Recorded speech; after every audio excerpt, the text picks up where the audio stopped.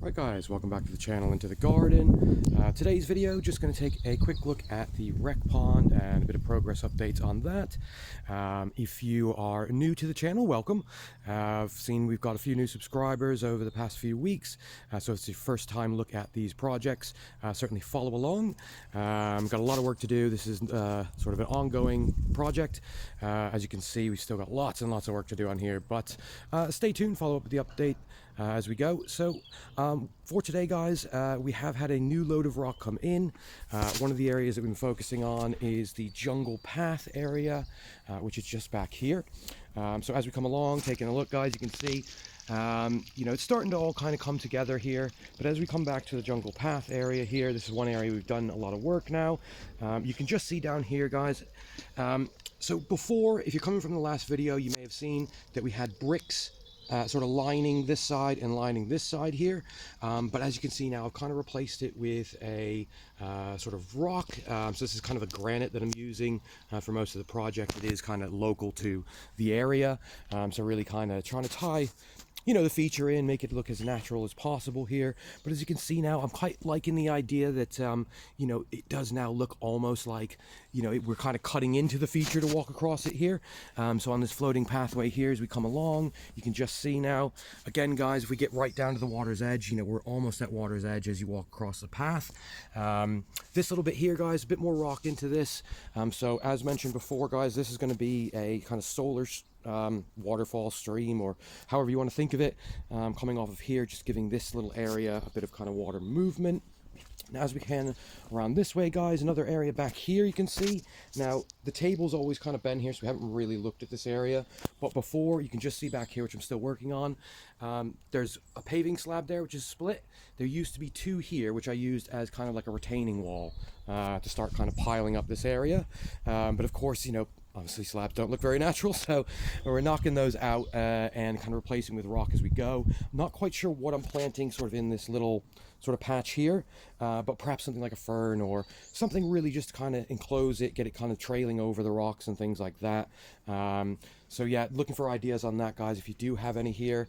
Again guys, the Diropterus ferns haven't really started popping yet, but you can just see guys, lovely crowns on these. I think these are going to really kind of fill in the area when they do come out here. Another thing guys, you can see I've got a bit of a darker patch of dirt right here. Now with that bit there guys, this is kind of the starting of adding the kind of composting layer on here. Most of the base of this sort of water feature is mostly kind of clay based, I would say. But yeah, with that said guys, trying to really kind of build up the nutrients in the soil out here.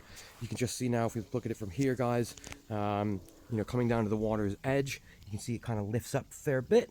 Now with piling up the compost and sort of nutrient rich soil, of course that's going to lift it just a slight bit more, but again, I want these plants to have a good sort of base, you know, when it comes to you know, getting them started off in this sort of area here. Now one thing as well guys, we do have another 18-inch Dicksonia antarctica tree fern on order, which is going to go somewhere around here. I'm kind of unsure on the placing because I don't really want to block the view of that one there. Again, when that arrives, we'll kind of toy around with the position on that one here as well. Just coming out here guys, you can just see this little area here coming off the last video. You can see we've got a rock sort of border around it. Now I'm kind of, again, mentioned in a previous video, toying with the idea of adding some sort of pondless water feature here. Really the idea is, I kind of want to tie all of this together so that it looks like, you know, it was always here, you know, and we've just kind of built around it. And I'm thinking if I can add some sort of water feature into here, again, it may kind of tie in this area. Again, thinking of plants for this area, you know, it's an area that we're always kind of planting up here. Now, just coming off the back here, guys, looking at some of the palms very quickly.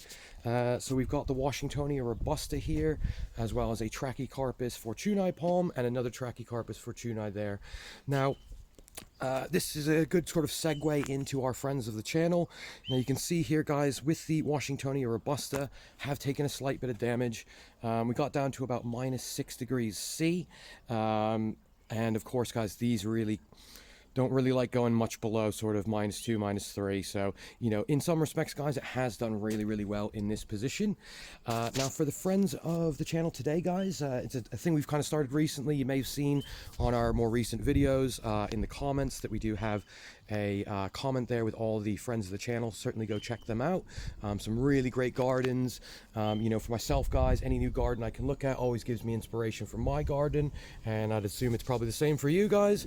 But with that said, guys, for today's video, if you can go and check out the New York Tropical Garden, Tim's got a great garden over there. Now, with the gardening there, guys, I would say is more on the kind of zone pushing gardening. So guys, if you're a UK viewer, might be quite surprised at the kind of stuff he can achieve in such a cold climate.